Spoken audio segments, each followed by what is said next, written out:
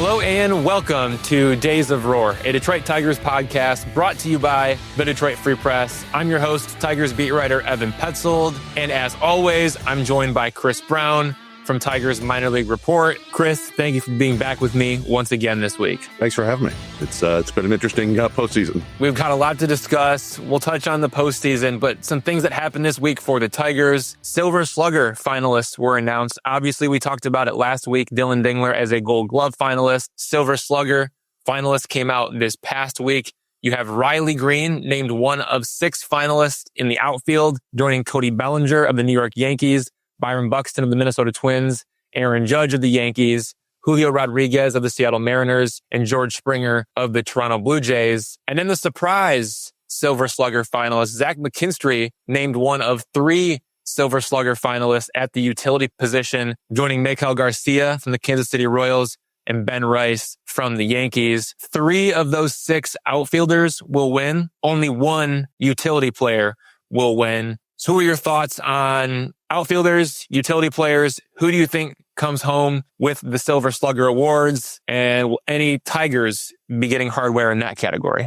I don't think so, unfortunately. I think, it was kind of a down year for home runs from outfielders. If you're going to base your Silver Slugger awards on home runs, but Aaron Judge is obviously going to take one of those, another remarkable season from him. I think George Springer is going to get one. He had an incredible bounce back year for a veteran. And then I think the final one is probably going to go to Julio Rodriguez. I think you could argue for Buxton or Greene there, but Buxton, missed his requisite 40 games or whatever. And Julio Rodriguez just kind of put it all together in the second half like he always does. And, these things are voted on before the end of the regular season, so you can't really put postseason stuff into account. But I think had Riley Greene continued hitting like he was in the first half of the season, he probably would have won one. But he just the stats bear it out. He didn't finish as strong as he could have. So I think he's going to miss out on that one. That's where I'm at too. I went Aaron Judge, George Springer, Julio Rodriguez if I had to pick the 3 outfielders who are going to win. Now, you mentioned the finalists and the winners are determined by votes from AL managers and coaches. So each of the 15 AL teams, they get 4 ballots, 1 for the manager and 3 for coaches. And those are voted on before the postseason begins. But either way, Aaron Judge, George Springer, Julio Rodriguez, that's probably the way it ends up going. And when you look at Riley Greene stacked up against all 6 outfielders, he ranks 2nd in games, 2nd in home runs, 2nd in RBIs. But then here's where things fell off. 6th in batting average, 5th in OPS, 5th in walk rate, 6th in strikeout rate, and 6th in WRC+. So when you look at the stats as a whole, Aaron Judge, George Springer, those guys are no doubters. Byron Buxton, Julio Rodriguez, who gets that 3rd and final Silver Slugger award. I'm leaning Julio Rodriguez as well. And then in the utility department, it's Zach McKinstry, Maikel Garcia, and Ben Rice. I think it's probably going to be either Ben Rice or Maikel Garcia. When you compare Zach McKinstry to the other 2 utility players, Zach McKinstry 2nd in games, 3rd in home runs, 3rd in RBIs, 2nd in batting average, 3rd in OPS, 3rd in walk rate, 3rd in strikeout rate, 3rd in WRC+. So when you compare all 3 of these players, Zach McKinstry at the bottom more often than not. Probably Ben Rice or Maikel Garcia as the winner, but I'm torn on who it's going to be. Probably Ben Rice because he's a Yankee, but who knows? See, I would throw Ben Rice out. Like, I get it. He played catcher some in first base. That's valuable. That's kind of, you'd like the Josue Briseño, award down the road where he's playing 30 games at catcher and 60 at first base and the rest at DH. That's not a utility player to me. You want a utility player who actually plays all over the field. And McKinstry, I think, did that more than anybody else. Maikel Garcia was mostly a third baseman, but he did play like 4 or 5 other positions and he had a really good year. So I would vote for him if I had the vote there, just because he fits my mind of utility player more. But I don't think McKinstry's going to take this one home. The Silver Slugger winners will be announced at 6 p.m. on November 7th. An award that's coming out well before then, coming up soon actually. The Tiger of the Year winner will be announced at 3 p.m. on October 30th. Do you have any guesses on who is going to win Tiger of the Year for 2025? It's a tough one. Yeah, it's a tough one. It's a no-doubter. Yeah. No, it's gonna be Tarik Skubal. He's he's gonna win the Tiger of the Decade award, probably, whenever that goes out. He was remarkable again. He's gonna win the Cy Young award again. He's one of the better Tigers pitchers in franchise history, honestly. Like, he would have to do it for longer to really climb up past some other names. But just in terms of the dominance level, he's been great. Yeah. The question there is like, who's even going to come in second? That is the question, right? Who do you think would be the runner-up? Like if there was a big Tiger of the Year award, and that's Tarik Skubal, and if there was a little Tiger of the Year award as the runner-up, who is it going to be? And I think Dillon Dingler might be the guy. I think Dillon Dingler has a really good shot to be runner-up in Tiger of the Year. Now, you don't get an award for that. You don't get a trophy for that. But I do think that it says something about Dillon Dingler and what he accomplished, not only catching Tarik Skubal, but what he did behind the plate for every pitcher on the staff, what he did at the plate as a hitter, being able to drive in runs, hit home runs. Like he was the guy the Tigers relied on so heavily because they just couldn't take his bat out of the lineup. That's the kind of impact that he had. And then you combine that with what he did behind the plate, both metrically and also based on the eye test. I mean, I don't think that there were any passed balls that he allowed during the regular season. And then you also look at the percentile rankings and he's off the charts in blocking and in framing and in caught stealing. Like this is a guy who really truly does it all. And I think he deserves to be runner-up for Tiger of the Year. Do you agree, or is there someone else that I'm forgetting about? No, I agree. Absolutely. I think you can look at it new school and old school, right? Like this is, he was the leader on offensive WAR to both Baseball Reference and Fangraphs. If you just only care about WAR, he's the guy. But also, I think the old school aspect of it is, he was the catcher. He was the kind of the quarterback of the pitching staff and their best defender. And he was a good offensive player. And I think that's just a super valuable player to have. It's if you just think back to all the years over the last decade or so where the Tigers were straining to find a catcher that they could be a primary guy, and just I think the stress it takes off the manager and the rest of the team when you know that the guy's going to be back for 125 games and he's going to give you A+ defense and offense. It's a huge help and definitely a valuable player to me. Yeah, I mean, you mentioned him being the quarterback of the entire team. I think it's important to recognize this guy went over 1,000 innings behind the plate. And his innings total, actually, it was the most innings by a Tigers catcher since Alex Avila in 2014. Only 5 catchers from the Tigers have surpassed 1,000 innings in a single season since 2000. Alex Avila, Brad Ausmus, Gerald Laird, Pudge Rodriguez, and now Dillon Dingler. So this guy truly was the quarterback of the team, working behind the plate as the everyday catcher. I think that's really impressive, and it should be warranted. It might not with winning the Gold Glove Award, but I think runner-up for Tiger of the Year. I know it doesn't mean as much as the Gold Glove Award, but I definitely do think that's a major hat tip to Dillon Dingler for what he did. Shifting gears to the postseason, the World Series is well underway. As of the morning of Tuesday, October 28th, the Los Angeles Dodgers have a 2-1 series lead over the Toronto Blue Jays. The Dodgers won 6-5 in Game 3 of the World Series to take the 2-1 lead. But Game 3 lasted 18 innings. Freddie Freeman hit the walk-off home run for the Dodgers at Dodger Stadium. The game lasted 6 hours, 39 minutes. Shohei Ohtani stepped to the plate 9 times.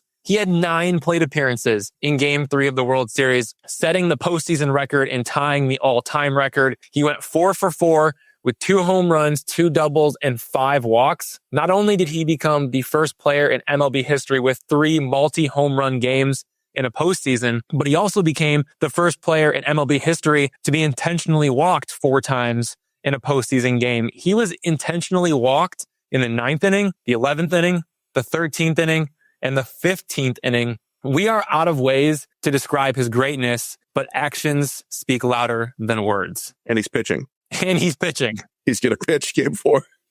I mean, truly one of the great World Series games of all time. And I know that some people, once you get into the 15th, 16th inning and nobody's doing anything, maybe people don't consider that great. But so much action in that game. You got another all-time performance by one of the all-time great players. And then just, all these outs on the bases, outs at home, outs at third, big-time hits. Alejandro Kirk with a big home run, Ohtani doing his thing. It was just a remarkable game. And I mean, you can't argue with the decision to basically walk Ohtani every time. And they're walking him to face, I think, Mookie Betts. It's like, who's a Hall of Famer. And then Freddie Freeman, who's Hall of Famer. But Ohtani is just on such a different level right now that there's nothing like, I can't blame them for that. And it worked out. this is one of the great things about playoff baseball is you end up with a guy like Will Klein, who nobody knows. He goes out and throws like 4 and 2/3 shutout innings, gives up 1 hit. I think like just the last member of the bullpen goes out there and saves them. And then Freddie Freeman does his postseason magic again. And the Dodgers, I mean, I really feel for Blue Jays fans because, that's a West Coast game. They're up until 3 a.m. Tigers fans have done that many times on West Coast games, including, game 5 of the ALDS. They know what it's like.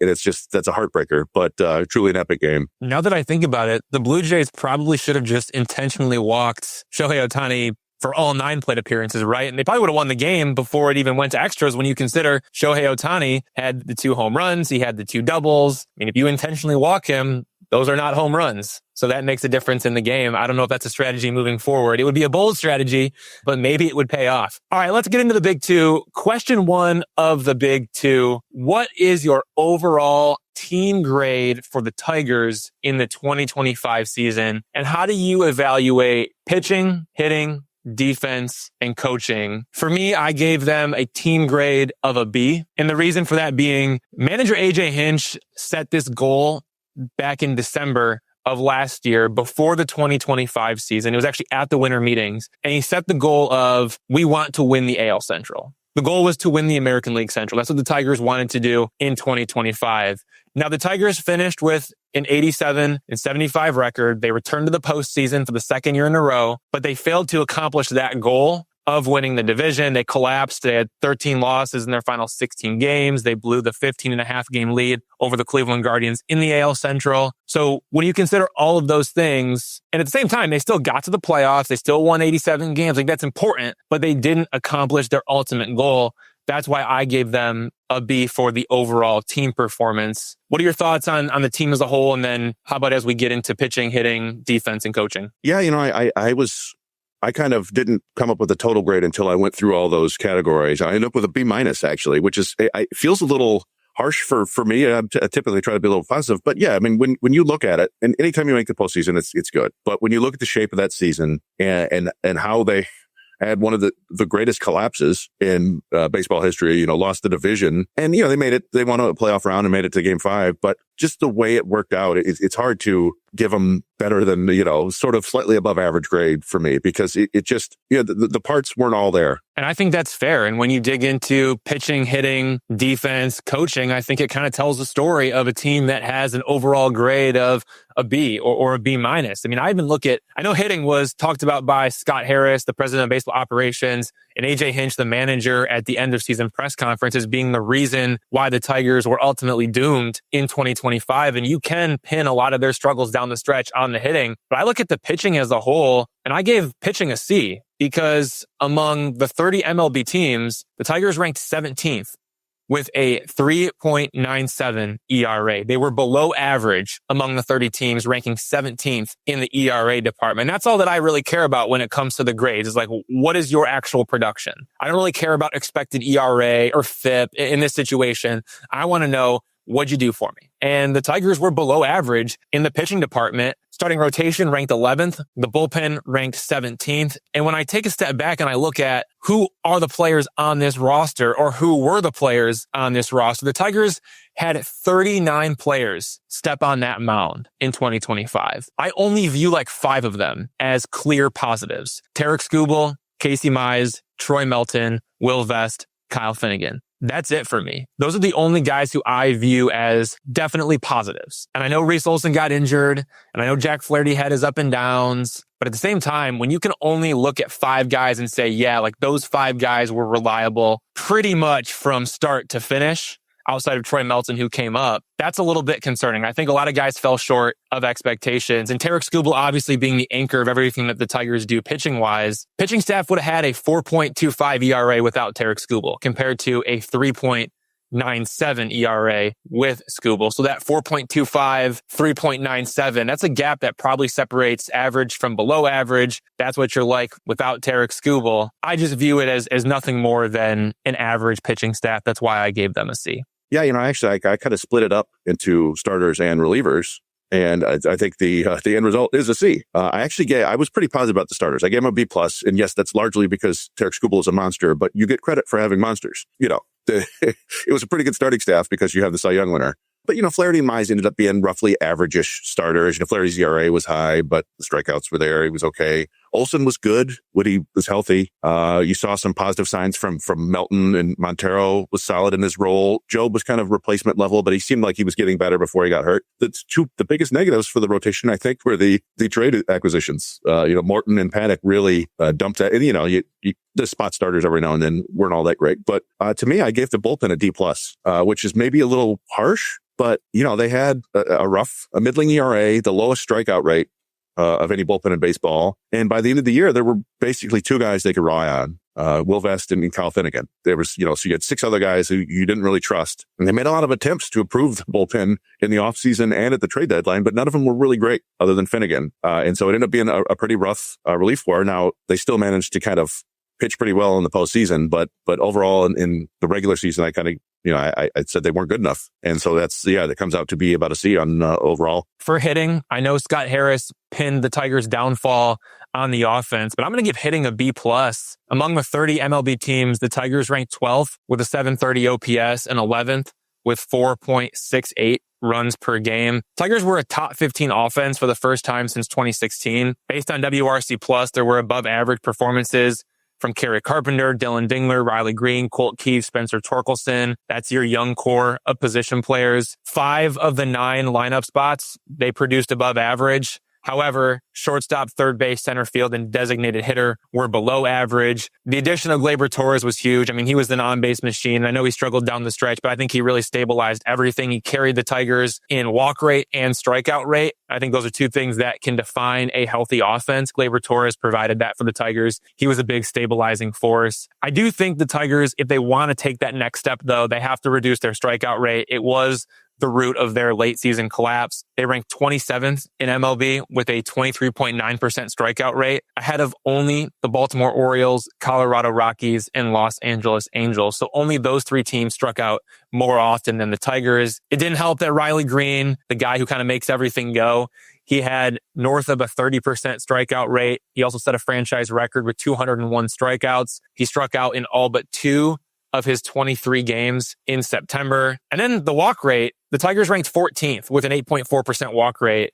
So when you rank 14th in walk rate and you are 27th in strikeout rate, if you're going to strike out as often as the Tigers did, you have to have a higher walk rate than that. It just wasn't enough to offset the strikeout problem. But at the same time, I go back to above average performers, Kerry Carpenter, Dillon Dingler, Riley Greene, Colt Keith, Spencer Torkelson, Gleyber Torres was a huge boost. And most importantly, top 15 offense for the first time since 2016. That's why I give hitting a B+. I went with a B-, although, a lot of it was the same things you lay out there. They finished, I think, 12th out of 30 in team WRC+. So, a little bit above average, if you will. But yeah, kind of middling power numbers, middling walk numbers. But as you said, the 4th highest strikeout rate, I think that was a big problem. There were a lot of positives. Like you say, Riley Greene, tons of power, a lot of guys performing well to, above average. And I think, part of it is just being built mostly out of young hitters, guys who are going to have a lot of ups and downs. We certainly saw that over the course of the season. But as you mentioned too, I think that the problem is that there's still just some holes in the lineup. They didn't have a consistent shortstop presence. Like you said, center field was a little bit rough. They just need a couple more bats to really turn themselves into a potent above average offense consistently. Defense, I'm at a C. Among the 30 MLB teams, the Tigers ranked 9th with plus 36 defensive run save. That was somewhat surprising to me when you consider the infield graded below average at 3 of 4 positions and the outfield graded below average at all 3 positions. Pitchers, plus 2 DRS. Catchers, plus 4. First baseman, plus 1. Second baseman, minus 4. Third baseman, minus 4. Shortstop, minus 2. Left fielders, minus 1. Center fielders, minus 5. Right fielders, minus 2. That's a lot of minus and not as much plus as you would like to see. Even though the Tigers, from a total defensive run save standpoint, were 9th among the 30 teams, they just didn't get enough. When you look at Dingler at catcher, he was great. But aside from Dillon Dingler at catcher, who was the standout defender for the Tigers? I don't really think there was one. DRS liked Andy Ibanez at second base and Zach McKinstry at shortstop, but at the same time, DRS hated McKinstry at third base. Trey Sweeney at shortstop.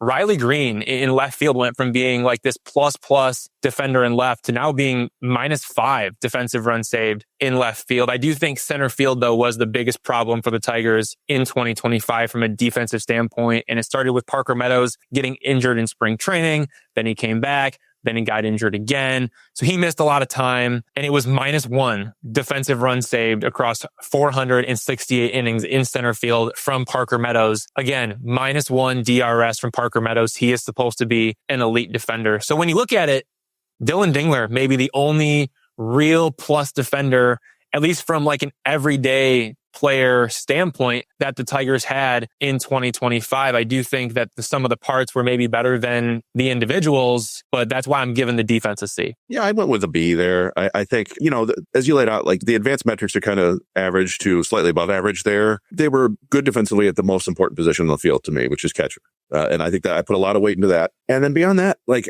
I'm just kind of using a feelings ball here. And I don't remember defense being a huge glaring issue for them for most of the season. Like there were some games where like, oh boy, that was ugly. But for the most part, I thought they played pretty clean baseball. It's just that maybe, they don't have the range that gives them those positive DRS numbers. They're Johnny Peralta of the team right now. They're making the outs when they get to the ball. They're just not getting the ball. Yeah. So I wasn't too concerned about it. It would be nice. And also I think you got your 4 primary outfielders, if you don't count Javi Baez, right? So you're talking Greene, Meadows, Carpenter, and Witzel Perez now. All 4 of those guys have injury issues. And you almost wonder if they've been told to kind of just nerf themselves, as it were. Like, don't just stop going all out. All right. We need you on the field. So if you don't, make a sprawling catch in game 140 of the season, it's okay. I think they put a lot of value in outfield defense though. And, so they need to improve in that regard. But I thought they were fine this year. Nothing crazy, but not too bad. You mentioned the clean play from their defense. I think part of that does fall on the coaching staff. And that's why with the coaching, I'm going with an A- for the 2025 season. Outfield defense, you got to give a hat tip to the positioning. George Lombard, he's a great outfield coach. He's also the bench coach of the Tigers. I don't know if he's ever going to end up becoming a manager. I haven't really ever seen his name out there. I don't really see his name generally out there. Coaches on the Tigers staff, they are maybe somewhat instructed not to speak to the media very often. So maybe that plays a part in it. But either way, coaching A-. AJ Hinch is one of the best managers in baseball. I do feel really bad for him though, because he was on track to win AL Manager of the Year for the first time in his 12-year managerial career. He has not won it yet. He placed second in 2015, third in 2017, fourth in 2018, fifth in 2019, seventh in 2021, and third in 2024. However, the Tigers collapsed down the stretch. That opened the door for John Schneider of the Toronto Blue Jays, Dan Wilson of the Seattle Mariners, Stephen Vogt of the Cleveland Guardians to contend for that award. The finalists are going to be announced in early to mid-November. AJ Hinch probably was the favorite for most of the year, and then the Tigers collapsed, so maybe he doesn't win. But at the same time, like, this is a guy who, he is one of the game's best tacticians. He dominates the chess match against other managers.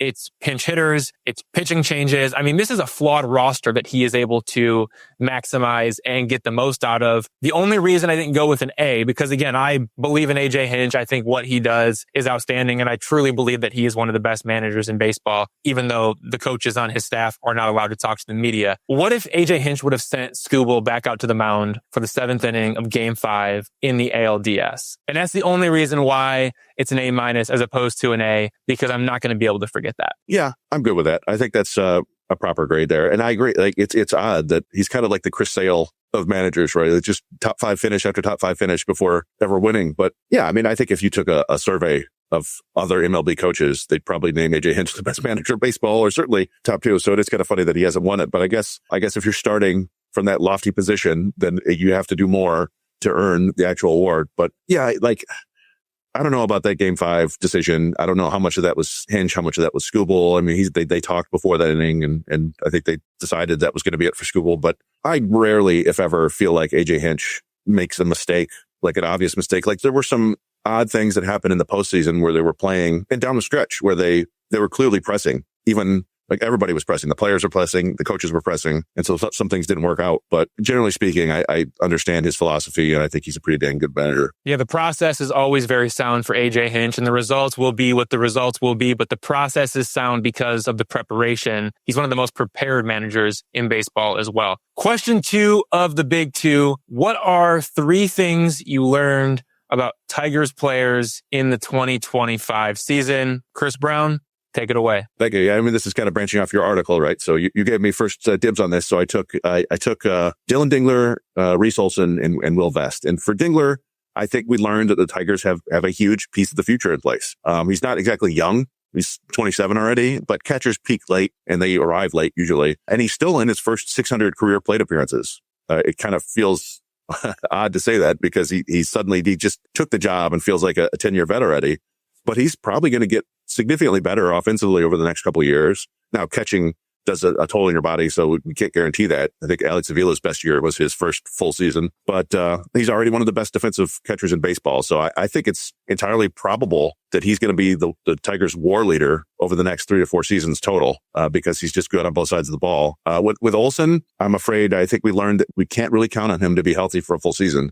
Maybe that's not fair to say after, just kind of 2 injury shortened seasons, but you look back and it's 140 innings in 2023 between the majors and minors, 117 innings in 2024, and just 68 in 2025. And he's a smaller dude. He's always been kind of slight. It's always been kind of remarkable that he can generate the velocity he does. And for decades and decades, pitchers who were smaller were considered more injury risk. And it seems like that might be the case with him. And I don't doubt the talent at all. He's a mid-rotation guy when he's healthy, but I don't think you can count on him to give you 150 innings, let alone 180. So that's just something that I think you have to plan for that going forward. And with Will Vest, I think we learned that he's a dog. He really is.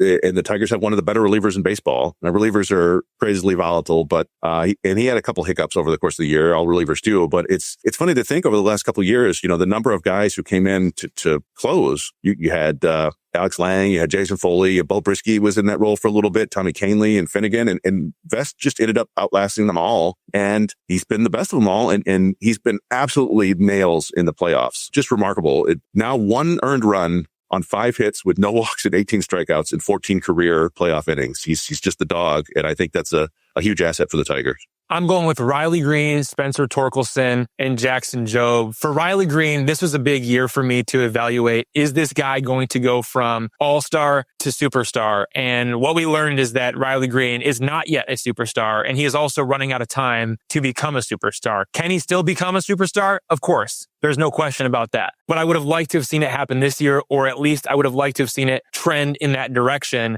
whereas we went in the wrong direction by the end of the season. I think it was a real missed opportunity for him to evolve from this all-star caliber player into a true superstar, not only just because of the offense, but also because of the defense and the base running as well. I mean, this is a guy who was plus 14 defensive runs saved in 2024, and then minus 5 defensive runs saved in 2025. So Riley Greene goes from plus 14 to minus 5 in left field defensive run saved. He also became a slower runner over the past 2 seasons. His sprint speed, it dropped from 27.7 to 26.7 feet per second. So Riley Greene became a worse defender in left field and became a slower runner.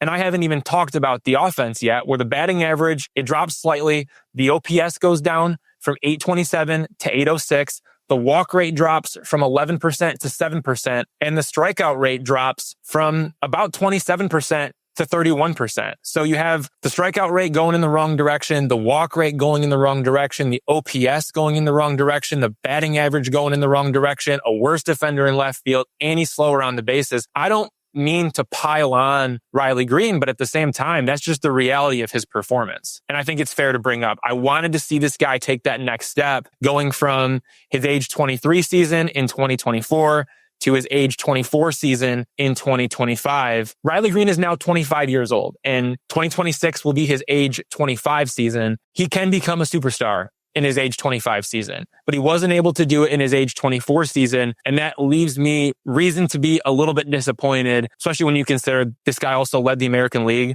with 201 strikeouts. He set a franchise record, surpassing Cecil Fielder's 182 strikeouts in 1990. I want to see Riley Greene take the next step, but we're going to have to wait until 2026. As for Spencer Torkelson, I think this is a guy who is here to stay after the comeback season. I think the Tigers should feel confident in Spencer Torkelson as their everyday starter at first base for 2026. And when I say he's here to stay, I mean he's here to stay in some capacity. I think at the same time, yes, he could be better. He could improve even more.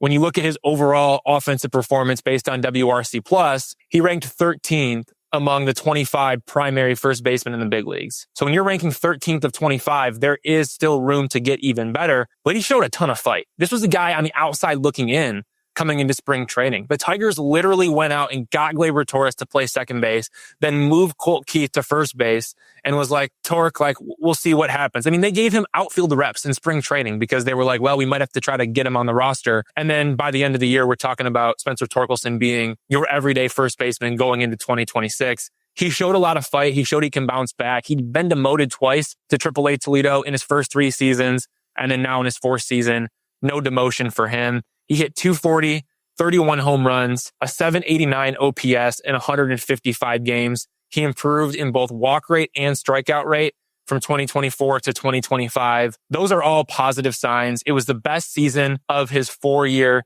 MLB career, probably his most complete season as well. And yeah, he hits 31 home runs with a 240 batting average. That's what you like to see. As for Jackson Jobe, the one thing I learned about him is that he needs more strikeouts once he gets healthy. It was funny on Tigers Minor League Report, your podcast, you asked Scott Harris about that. Can Jackson Jobe miss more bats? Will he miss more bats? Can he get more strikeouts? Will he get more strikeouts? And Scott Harris laughed in your face. He laughed in your face. He did. He essentially said, I think he's going to be all right. And turns out, not only did he get injured, but when you look at what he did, he had a 17.9% strikeout rate.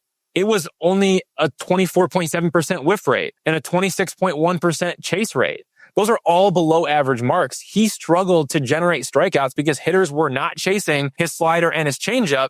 Instead, we saw hitters focus on his fastball, and they created damage on that pitch in the zone. His fastball is not a very good pitch. It is a very hittable pitch, and it does not miss bats in the zone. So I would like to see Jackson Jobe get more strikeouts once he gets healthy. He underwent Tommy John surgery. It ended his season, potentially sidelined him for all of 2026. So we may not have answers on Jackson Jobe until we get to 2027. But it was a 4.22 ERA, 27 walks, 39 strikeouts in 49 innings. He needs to do a better job of limiting walks. He needs to get more strikeouts, but it might not happen until 2027. For me, it was a letdown considering former number 1 prospect in the Tigers farm system, former number 1 pitching prospect in all of baseball, former number 3 overall pick back in his draft. I had very high expectations for Jackson Jobe. And if the Tigers are going to count on Jackson Jobe as their next ace, taking over for Tarik Skubal, Jackson Jobe needs to be a lot better once he gets healthy. So those are my thoughts. Riley Greene, Spencer Torkelson,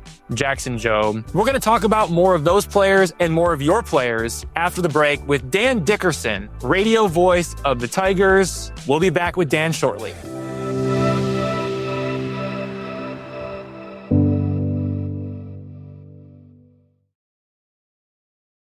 Everyone, I'd like to welcome Dan Dickerson, the voice of the Detroit Tigers, to the Days of Roar podcast. We've had him on the show at the beginning of the past 2 off seasons to help us recap the season and preview the off season. So we're very thankful that Dan is willing to join us for the 3rd year in a row. Dan Dickerson, thank you for joining us. And on behalf of Tigers fans everywhere, we are lucky to have you in Detroit. Well, thanks. And no, I love doing it. I love talking baseball. And then, that's the whole off season, right? Every day you're thinking about baseball and thinking about what's coming up in the next few weeks of what happened these last 7 months. Well, what just happened in Game 3 of the World Series? And it reminded us a lot of what happened in Game 5 of the ALDS. You have Game 3 of the World Series, Dodgers, Blue Jays. It goes 18 innings. Obviously, Game 5 of the ALDS, Tigers, Mariners, that goes 15 innings. Could you have done 3 more innings? Oh, absolutely. Absolutely. People are like, you must have been exhausted at the end. I'm like, no, you don't understand that those games are so energizing when you realize that any pitch from the bottom of the 9th inning to the end of the game the game could end right now on this pitch in the bottom half of an inning. It's the adrenaline's flowing. So yeah, I've done an 18 inning game, and it's, no, you do, because it's exciting and you just don't know what's going to happen, and it could end any swing. Whenever there's a game that goes that long, it just instantly brings back memories for me of Tigers games that would like that. I remember I think there was a 19-inning game in Toronto once. I was going to say that the 18 or 19, I couldn't remember which, but it was, yeah. And then there was a Carlos Guillen walk-off homer at like 3:30 in the morning because of a rain delay. But I was curious if any of these, epic marathon games stick out to you in particular. The Carlos Guillen one, because that was hilarious. I mean, they started the game at 11. We'll never see that again. And then and they keep playing to 3:30 in the morning, and you get a walk-off home run with like 5 people in the stands. That was a great one. I love that game. I just we won't see that again for sure. So it's been 2 years of Radio Dan and TV Dan for the Detroit Tigers. Before we get into the Tigers, their roster, their season, their offseason, I want to ask about you. How is TV Dan feeling these days, and what does Radio Dan think about TV Dan? No, it's Joe Davis said something to me, to my class. I had him on, I think it was last winter. I teach a short broadcasting class up at Michigan State. And he said something interesting. And I was having students ask questions, but it was really a question from me. It's like, how do you do, the differences between radio and TV broadcasting? How would you describe those differences for students and for me? And he's like, really, how he started was, you're a baseball broadcaster. You're not a TV broadcaster. You're not a radio broadcaster. You're a baseball broadcaster. So go with that, and then understand the differences between the two mediums. And I thought that was it was very simple advice, but that kind of resonated with me because I'm always thinking like, what do I have to do different? No, I know how to call a baseball game. So I'm going to do that, understanding that I'm not going to do some of the things on radio on TV. What TV is really, I have really enjoyed is by necessity, there has to be planning for every game because you have to build the graphic. I mean, it's a team of people. They're all trying to make you look good. So appreciate that. Okay, what are the differences in the medium? Now I'm thinking visually, but also thinking of topics that my partner, often Andy Dirks or Dan Petrie, is going to be able to get into a conversation with him so that he can. So now you're talking about, you're planning it a little bit more, but you're getting into topics that I might not have looked up or I might not have thought about because I wasn't thinking visually for that medium. And I think it's helped me in a lot of ways. And so now I can take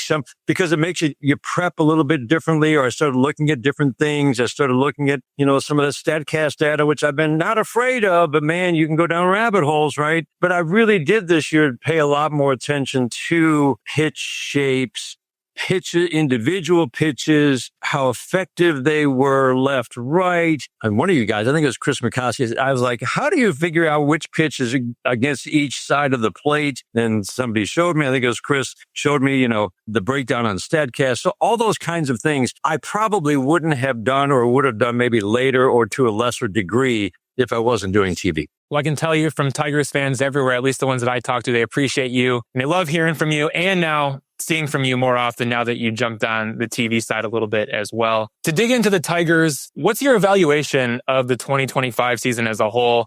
It was an 87-75 record, second place in the AL Central, another trip to the postseason, but for the second year in a row, the Tigers fall short in Game 5 of the ALDS. How do you recap what was the 2025 season?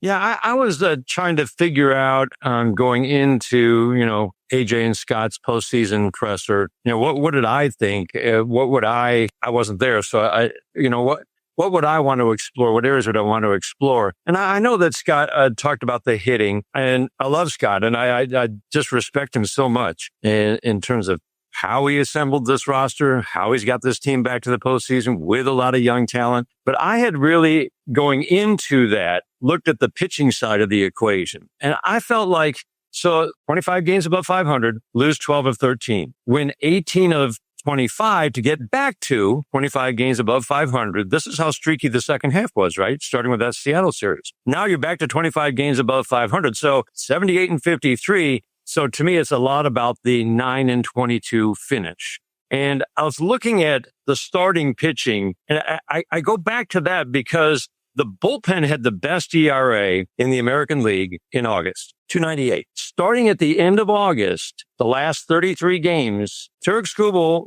the Tigers had 2 starts of more than 6 innings. 2 starts of more than 6 innings from their starters, both by Casey Mize, 5 by Tarik Skubal. So that's of the other 28 games, the final 33, 2 starts of 6 innings or more, they averaged 4 1/3 innings. The starters did. To me, that's where I start, because now you're putting pressure on the bullpen. The bullpen ERA ballooned to 4.60, 4.70 in September. And I just felt like there wasn't enough depth at the back end of the bullpen. And obviously the rotation was a problem. So that's kind of how I looked at it. I know that Scott talked about the hitting in September, but really, if you look at September, the first 8 games, they scored 57 runs through the first 2 games in New York. So you're really talking about the final 16 games of the season, 1/10 of the season. And yeah, it wasn't good, but they're also facing Cleveland. If you want to carry it on in the postseason, say 24 games, 14 of those games were against Seattle and Cleveland. And those 2 teams, Cleveland wasn't giving up a run at that point. Seattle wasn't giving up many runs. They went down to Miami and faced a Miami pitching staff with Alcantara that was pretty darn good. So I look at the whole, to me, who you were playing kind of matters. And to me, I thought the offense was one of the great stories of this year. They scored more than 750 runs. They hadn't done that since 2016. There were improvements across the board with a lot of young hitters. I mean, you just go right around the diamond, right? Dingler, Torkelson, Greene, Carpenter, Perez, Keith. The Tigers had 7 guys with a 100 OPS or better, and OPS plus or better. They had 2 last year. So to me, there are a lot of improvements. They were on pace to hit 40 more home runs. They ended up scoring 74 more runs and I think 36, 37 more home runs. There were improvements across the board. The base running was the best that the American League or Major League had seen in 50 years in terms of how often they took the extra base. So I thought there were a lot of good. In other words, I guess I just don't want to focus. Yes, it was a bad finish, 16 games, but there was a lot to like about the other 146 games. They were top 3 in run scoring. That's where it all starts, right? How'd you do run scoring? They were top 3 in run scoring until the very end. It's interesting. You brought up the offense there, and it felt odd just listening to the fan base toward down the stretch that Riley Greene suddenly became this very divisive player for fans because he was striking out so much.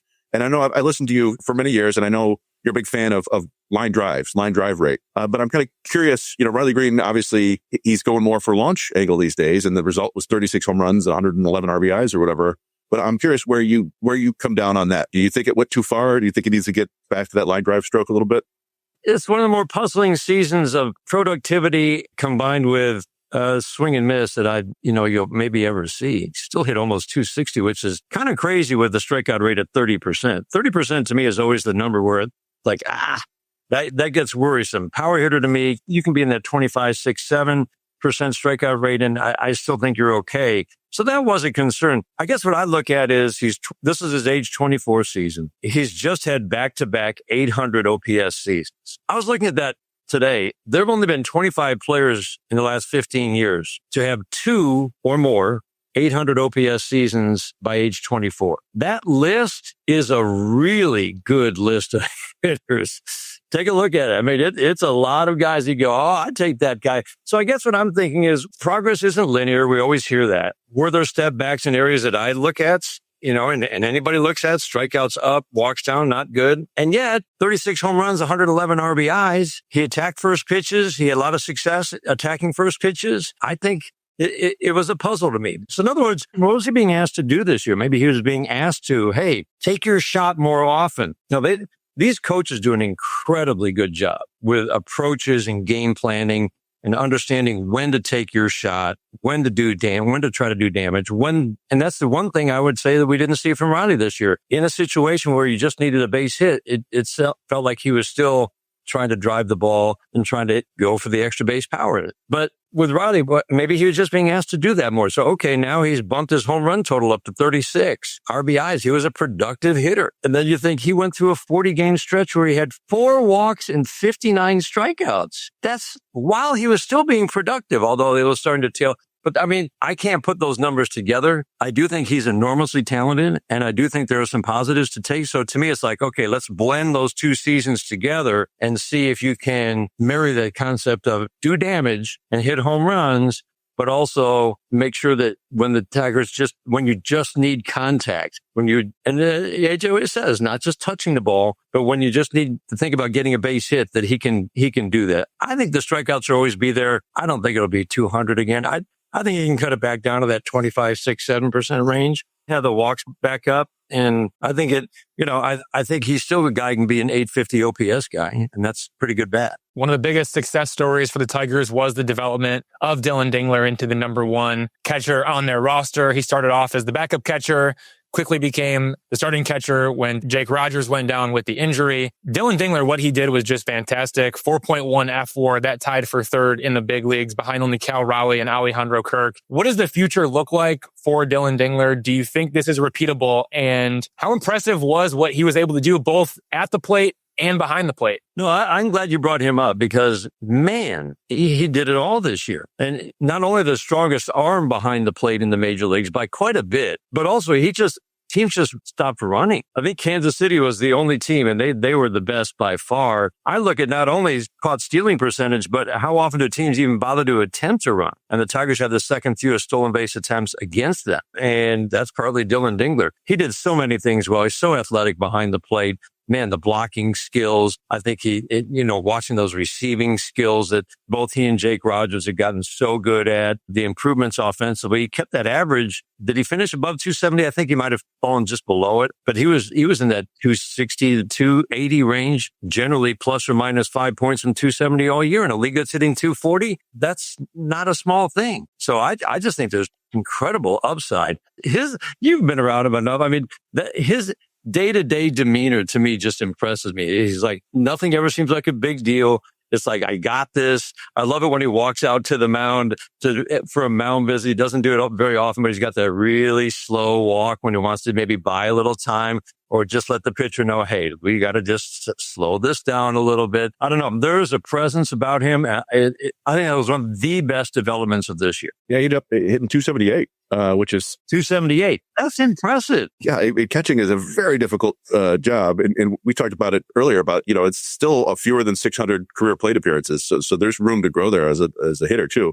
But one of the kind of big things he did, and it's funny thinking back on it, heading into the season, Jake Rogers was Tarik Skubal's personal catcher. And Dillon Dingler just took that over. Basically, he took that job, and that's tough. But obviously, Skubal is a remarkable pitcher. And I'm curious what your thoughts are on Tarik Skubal's season and kind of where he ranks among these Tigers pitchers that you've seen over the last decade or so. I mean, he's in the Max Scherzer, Justin Verlander category, and it's just, man, you can never forget how great those guys were. They were great, but he's right there with them. And just because it's from the left side, I don't know if it feels like he might be a tick better. I think that's blasphemous, but I mean, it's just this dominance. Casey Mize had a good year this year, so he was kind of the support.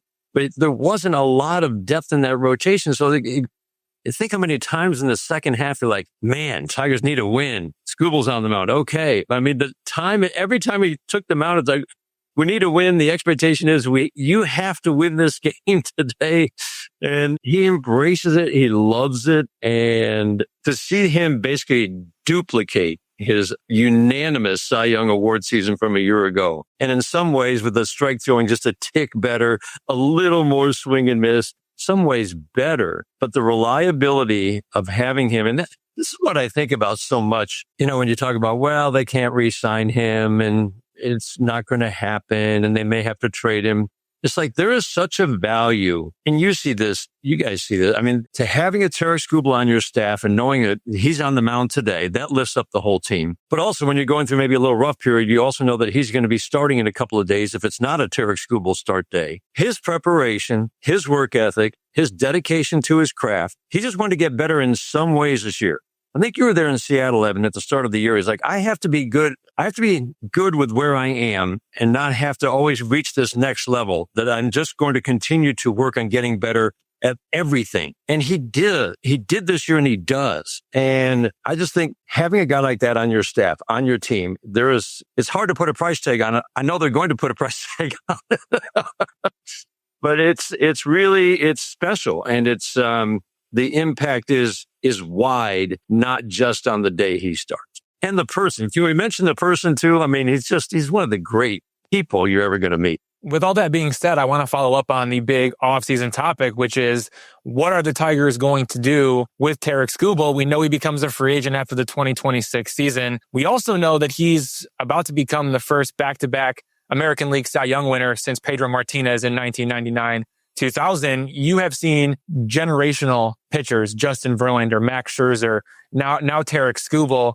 Do you try your best to extend him? And if you can't, you keep him? Or do you really entertain a trade? Because maybe that could give you more going into the future when Kevin McGonigal and Max Clark and Jose Briseño and Thyron Lorenzo are all here. Like, where are you at on all this? What do the Tigers need to do? I know our friends in high places will make that decision, but what do you think? I'm sure they're listening to me.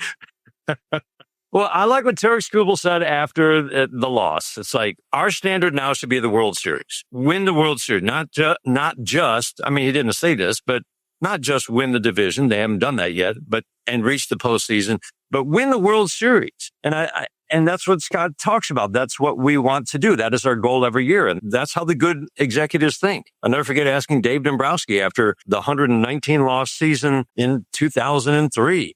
What we were doing one of those winter caravan things. What's the goal this year? And so the goal is always the same, win the World Series. And I love that. And the executives who think that way, because yes, it's probably not going to happen this year after a 43-win season, but you are thinking, what do we need to do? What pieces do we need to put into place, add to this team to build something that can win a World Series? And I think Scott wants to do that. So to me, you want to win a World Series in 2026. You keep Tarik Skubal, you build around him, you've got young talent coming, as you said, and then you try to re-sign him. And everybody says, well, that's not going to happen. Okay, but Max Scherzer, remember Max Scherzer, when he went on the open market, he needed to hit a certain number, $210 million for 7 years, $30 million a year. So he wasn't getting it. So Washington got creative. 7 years at $15 million, 7 years deferred, or whatever the number was, it added up to 150 on each side, 105. Because he got to 210, but it was over 7 years current, 7 years deferred. In other words,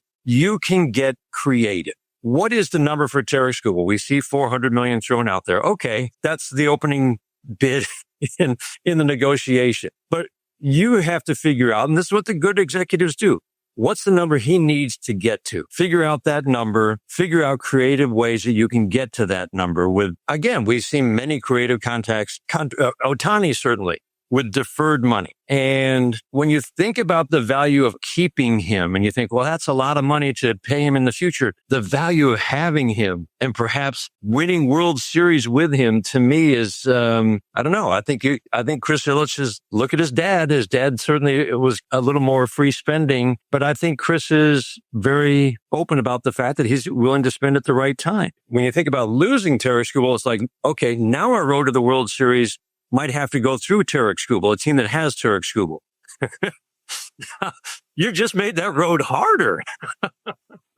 Or if the Yankees sign him, now you're going to have to face the Yankees in a 7-game series, say in the ALCS to get to the World Series, and Skubal's going to start 2 of those games maybe. So anyway, I think of that all the time. I think the Tigers can get creative. Will they? I have no idea, but I don't think you can rule it out. And I would certainly not trade him. I always think of what the Tigers, they traded Justin Verlander in 2017, and they got back Franklin Perez, Daz Cameron, and Jake Rogers. And they had him for 2 months plus another year. And you're not going to get any kind of a package, to me, that's going to justify trading.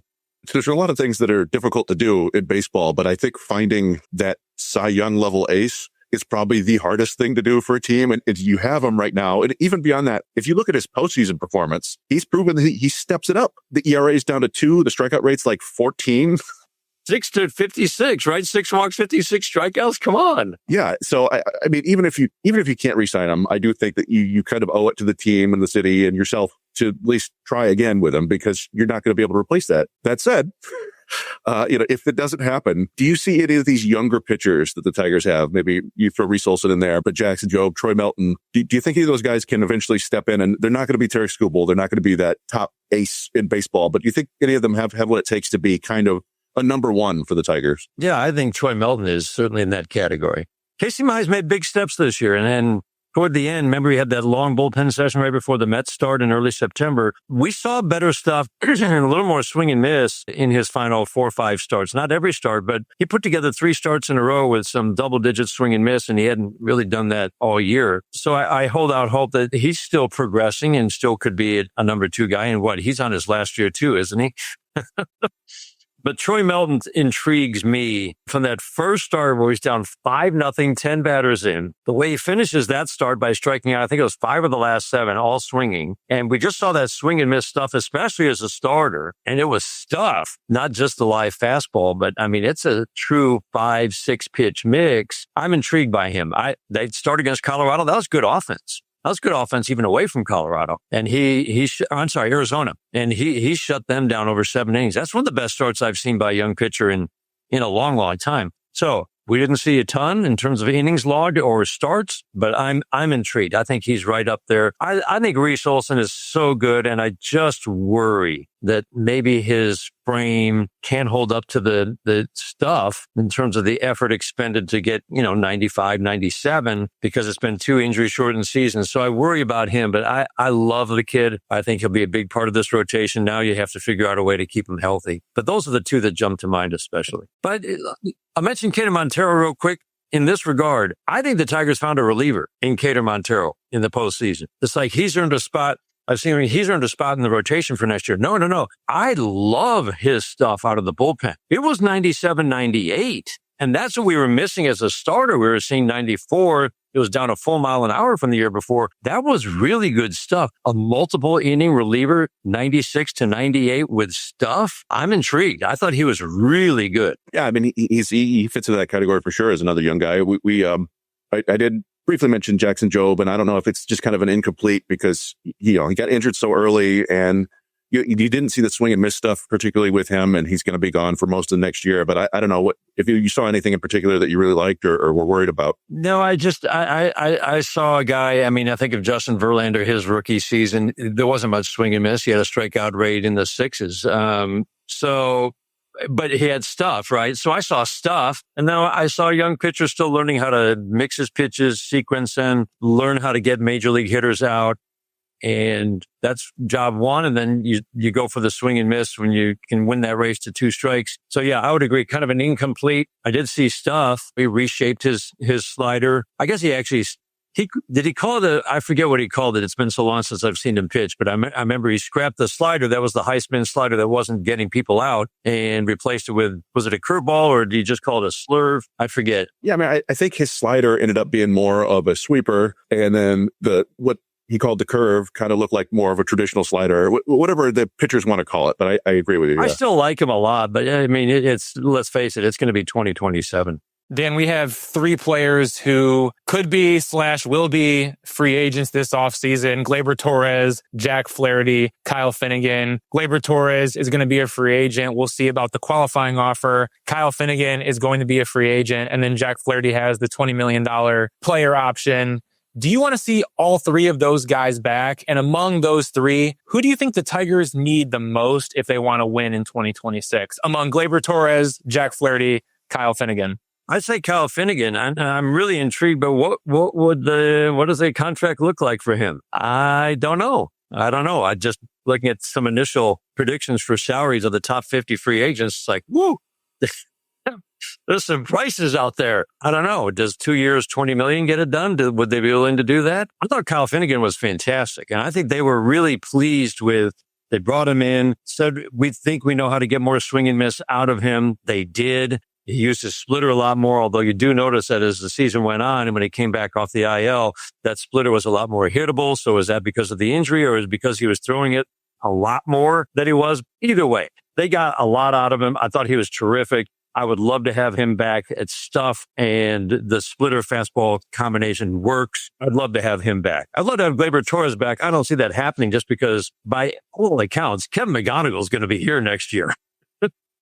And if he is as good a prospect as everybody says, not just the Tigers, but Major League Baseball evaluators, he's going to be on the opening day roster because of the incentive to have a guy who can be a rookie of the year. And he's certainly going to be one of the top 3 candidates for that. You get that extra draft pick. So I can't picture him being anywhere but on the opening day roster I haven't seen him a whole lot. I mean, see highlights, but I don't know. But everything you read is this is legit. So I don't see that then there's no spot for Gleyber Torres. I love Gleyber. I thought he had a huge impact on this offense, adding a 750, and he finished as, I think, 747 OPS, but he was a 780 OPS guy all year. And that to play through that injury in the second half, the sports hernia, wow. I mean, I give him so much credit. I thought he was terrific. He had a big influence just with the way he played, his professionalism, his at-bats. I think that had an impact on the entire lineup. But to me, if he goes, let's remember the impact of adding. I didn't think that was a great signing in the last offseason. So it was a good reminder to me, adding a solid bat, not eye-popping numbers, but a solid 760, 780 OPS bat to a lineup that's young and needs some help can be a really valuable thing. And I thought he was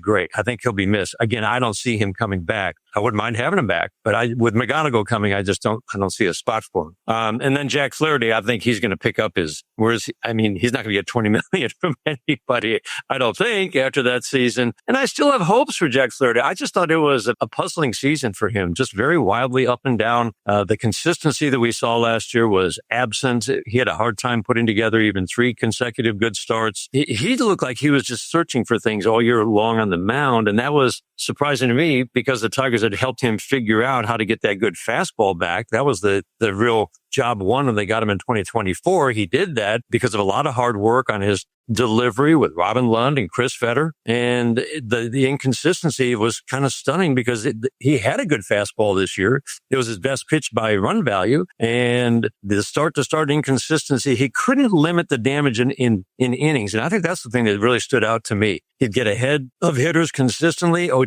1-2, and then lose the at-bat.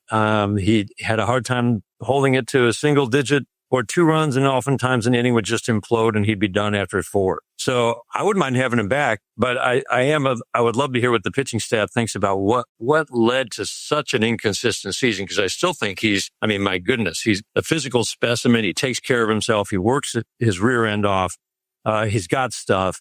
Can they get it together? But I'm almost sure he's going to be back. I can't imagine him going on the open market. Just to circle back to Kevin McGonigal a little bit, because I have seen him plenty. I've seen him a lot. And yes, he's got... All right, tell me, Chris, is he going to make it? I was looking at I think, Evan, maybe you wrote about the number 2 prospects, and somebody listed the number 2 prospects in baseball over the last 10 years. I think it was by maybe MLB Pipeline or Baseball America. Yeah, Dan, it's ridiculous. It's Bryce Harper, Xander Bogaerts, Chris Bryant, Byron Buxton, Ronald Acuna Jr., Fernando Tatis Jr., Adley Rutschman, Corbin Carroll, Jackson Chourio. It's off the charts. It's off the charts. And I immediately checked your list because I'm like, yeah, but how many of them struggled their first year? Only Xander Bogaerts was the one who struggled. They all had 800 to 900 OPSs. I don't know if McGonigal can do that. But anyway, I'm excited because he seems legit. You tell me, Chris. Yeah, no, absolutely. He has everything that you need to be a successful big league hitter down the road. I'm not going to say he's going to come out and put up 800 OPS right away. Big league pitchers are awfully good. But yeah, it's interesting to me because, the Tigers have him playing a lot of third base in the Arizona Fall League, which he played shortstop exclusively in the minors. Right? Yeah. He played it in the kind of the futures game or whatever it was, the spring breakout to make room for Bryce Rayner at shortstop, which was fun. But, a lot of people project him to be a second baseman, but it's just kind of interesting to see sort of like the musical chairs you're going to have to play there. Because you've got Colt Keith as a second baseman, third baseman. You've got McGonigal who could do both a little bit. You've got Max Anderson who's performing really well. I don't know if he's going to come up and do much, but there's also Hao-Yu Lee. They've got all these bodies for second base, third base. So that does make it seem unlikely that Gleyber Torres is going to come back. But then you do have to kind of consider, we talked about this with Skubal, it would behoove the Tigers to go for it right now. That might include taking another run at Alex Bregman. So how do you make all this work? I would love to have Alex Bregman, but I'm like, you know what? If he didn't want to come here he clearly didn't want to come here last year. They were within $9 million of meeting his 180, and his agent had said, we're not taking any short-term deals. We're only going for the long-term. The Tigers did everything they could to meet those demands, and $9 million supposedly kept him from $9 million over 6 years. Supposedly kept him from coming here. That says to me he didn't want to come here. So I'd love to have him, but let's move on. I just don't think he wanted to be here. So let's say the Tigers keep Tarik Skubal, which is probably the most likely outcome. Yeah. How close do you think the Tigers are to winning the World Series, and what do the Tigers need to get there? Is it signing Alex Bregman, whatever it's going to take, to make him the everyday third baseman? Is it signing Dillon as a true number 2 starter? Is it trading for an outfielder like Jarren Duran, re-signing Kyle Finnegan to work with Will Vest in tandem as the closers? What is the avenue for the Tigers to win a World Series in 2026, and how close do you think they are as we sit here right now? Yeah, that's a great question, and keep thinking about that a lot. Like I said, those prices for starting pitchers on the open market. Whew. And I think if you sign Tarik Skubal, keep Tarik Skubal, and then but you really do have hopes of signing him, and that still could happen. I don't picture them. Or maybe you're trying to just protect yourself by signing a Dillon, but man, I'm seeing $180 million for 6 years. Even as Zach Gallen, the price was really high. Again, I like these guys, but whew. So then you're going to have, I haven't dropped out of the second tier starters yet, but they have to add, I think, another rock solid arm. If it's not a Dillon an ace guy who's going to get the $30 million a year contract, it's got to be somebody. And again, I haven't done enough looking to see who that next group might be. And let's face it, that's kind of how Scott Harris has gone about it, looking for, if not the bargains, the shorter term guys that they'll sign. So I would look for that, but I do think they need another rock solid starter with a proven record. I mean, Urquidy could be a piece, but again, I don't want a guy coming off Tommy John who pitched 4 innings or whatever it was. So anyway, I think that's a priority. I think building the bullpen depth is really, really important. I think Cater Montero, again, would be a really great piece in the bullpen as a multiple inning complement to Tyler Holton from the right side.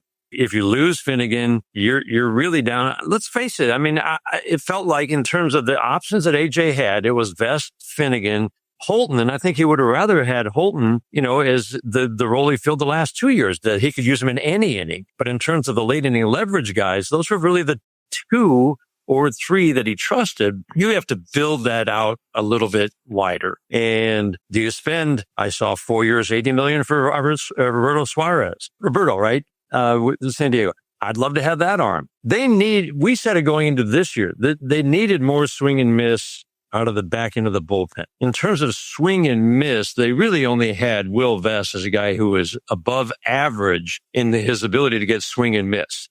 And it was only a tick above league average. Finnegan certainly can do that. But you do need more of that. I know Suarez isn't a huge strikeout guy, but I like the 102.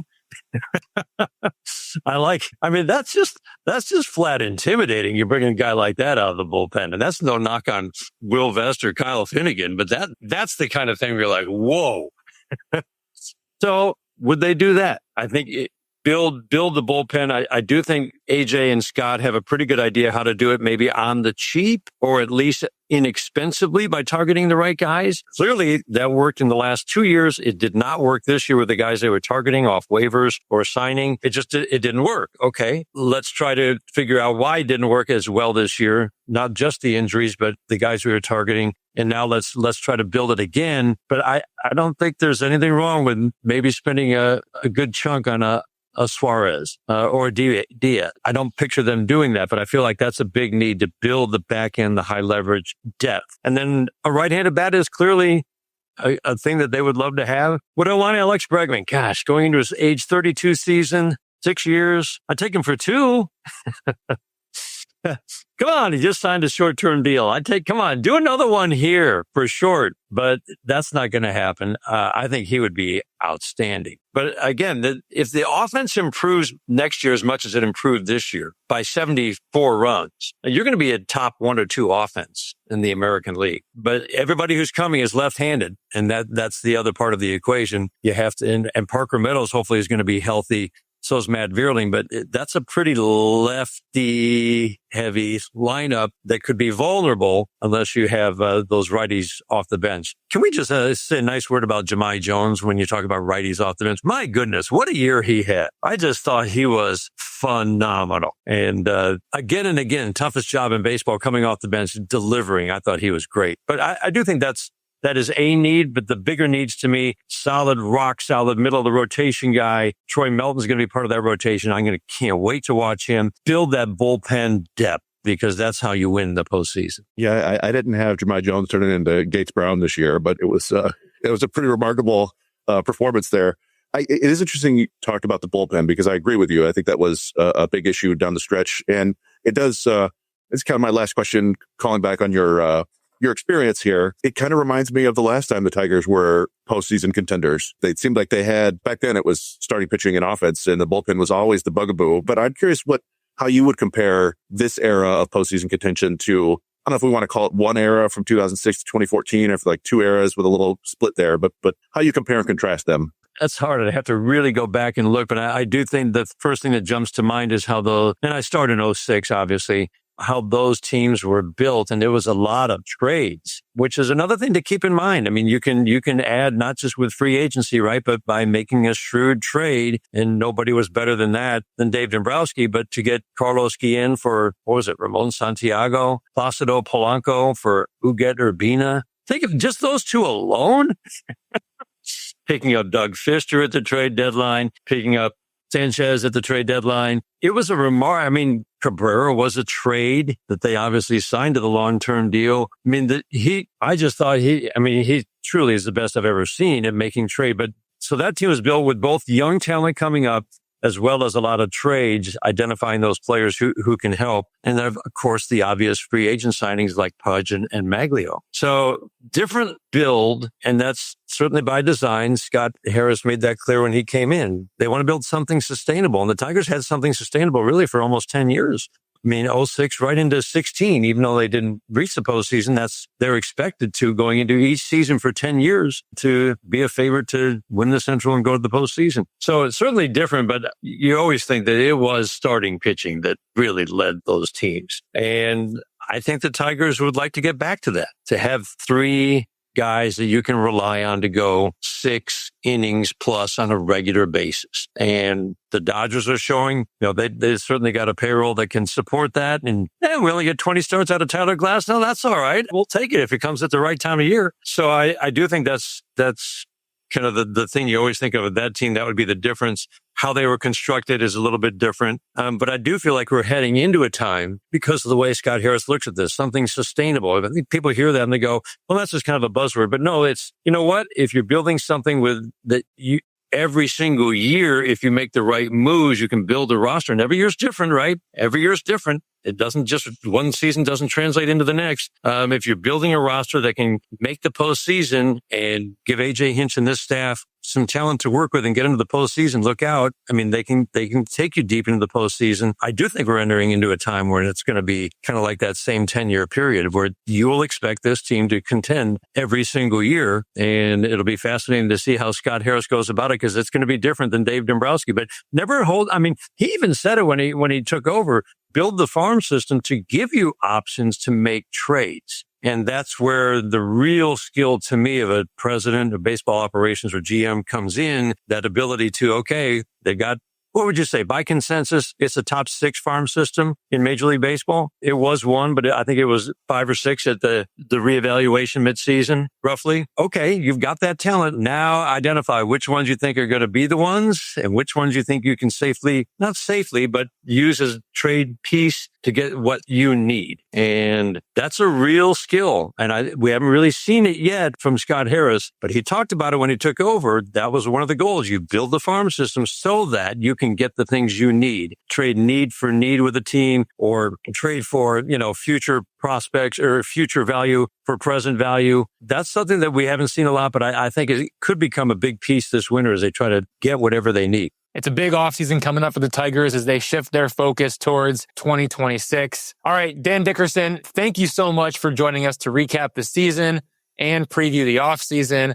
I'm already looking forward to hearing your voice on the first spring training broadcast, because that means baseball is back. But thank you again for joining the Days of Our podcast, and we hope you enjoy your offseason. Oh, thanks. I really like talking baseball with you guys. Thanks a lot. I appreciate it. Everyone, that was Dan Dickerson, the voice of the Detroit Tigers. We have more to discuss this week, including some important dates on the offseason schedule. But first, let's take a break.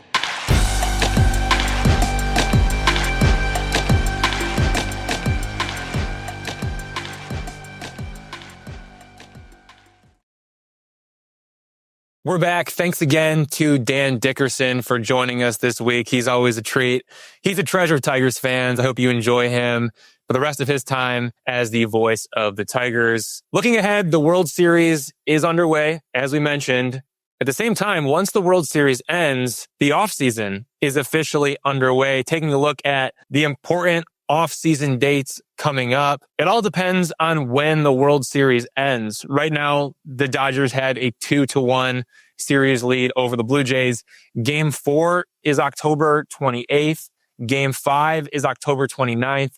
Game 6 is October 31st, and Game 7 is November 1st. It's a best-of-7 series. So as of now, the Dodgers can win in 5 games, and the Blue Jays can win in 6 games. That means the World Series can end as early as October 29th in Game 5 or as late as November 1st in Game 7. The morning after the World Series ends, the trade market opens up and players become free agents. But it's important to know free agents can't sign with a new team until 5 p.m. on the 5th day after the conclusion of the World Series. But until then, there is this 5-day exclusive window for teams to negotiate with their departing free agents, such as the Tigers with Kyle Finnegan and Gleyber Torres. We also have player, team, and club options that must be exercised within 5 days of the World Series ending, such as Jack Flaherty's $20 million player option. And then the qualifying offers, the 1-year, $22 million offer, that must be made to eligible players within 5 days after the World Series ending. That applies to Gleyber Torres, and it could apply to Jack Flaherty if he declines his player option. So there's a lot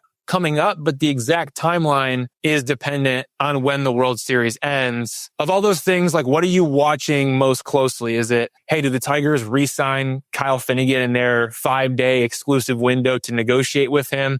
Do the Tigers extend the qualifying offer to Gleyber Torres? Does Jack Flaherty accept or decline his $20 million player option? What are you most interested in?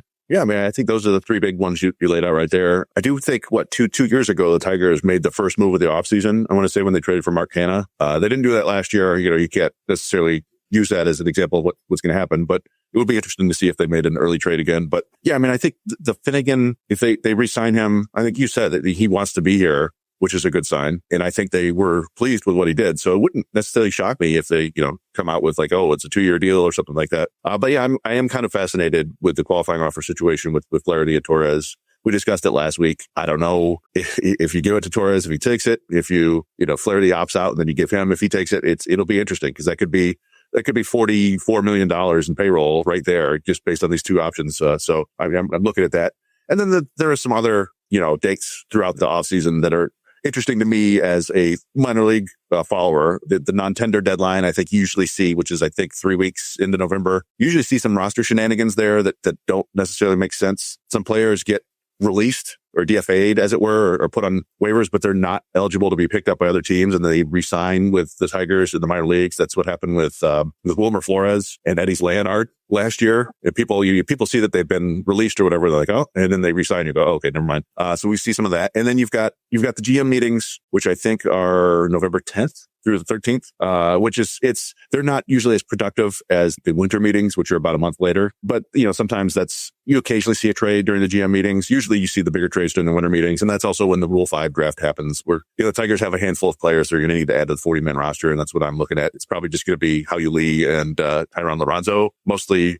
And neither of them would stick on a big league roster, I don't think, but I don't think you can risk losing those guys after you traded for them. So that's kind of what I'm looking for in the offseason. Just a lot of the minor stuff that maybe doesn't affect most baseball fans. With the contract option decisions, there's one surprise on that list. We know about Jack Flaherty, Jose Urquidy, and Paul Sewald. Have you gotten a chance to evaluate Randy Dobnak very much since he came over to the Tigers? And the reason I ask is because obviously for Jack Flaherty, it's the $20 million player option. For Jose Urquidy, it's the $4 million club option. And for Paul Sewald, it's the $10 million mutual option with the $1 million buyout. But then for Randy Dobnak, people maybe forget the Tigers got Randy Dobnak in the Chris Paddock trade. They had to send catching prospect Enrique Jimenez the other way to the Twins. That happened right before the trade deadline. Randy Dobnak has a $6 million club option with a $1 million buyout. Is that something that is that even on your radar? And Have you gotten a chance to evaluate Randy Dobnak? Could he be anything? Because obviously the Tigers, they didn't get anything from Chris Paddock. They actually got like negative value from Chris Paddock. So maybe Randy Dobnak could salvage that trade.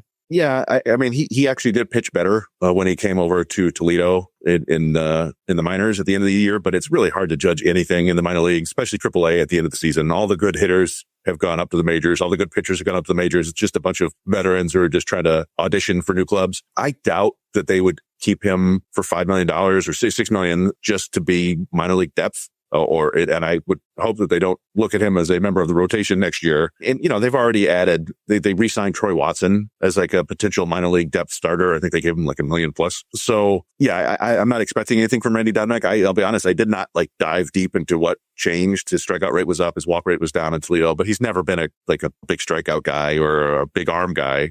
So I'm not expecting much there, but who knows? Maybe they'll surprise us. He's also 30 going on 31. So hopefully Scott Harris just kind of wipes his hands clean of the Chris Paddock trade, calls it good, lets everything go. Hopefully he doesn't keep Randy Dobnak to try to salvage that trade. That could be one way to try to say, hey, at least we got something. But at the same time, to your point, Randy Dobnak, he's 30 going on 31 and he's never really been anything. So I'm not sure that he's worth $6 million, but time will tell. All right, let's get out of here. Thanks to Chris Brown from Tigers Minor League Report for co-hosting with me again this week. Thanks to everyone out there for listening to the latest episode of Days of Roar. Please like, rate, share, and subscribe. Drop us a rating and comment what you think about the show. Stick with freep.com/sports for the latest Tigers coverage. I would like to thank the editor of the Free Press, Nicole Avery Nichols, sports editor Bill Bradley, and our magical producer, Robin Chan. For the Detroit Free Press, I'm Evan Petzold. We'll catch you next week. Until then, go in peace.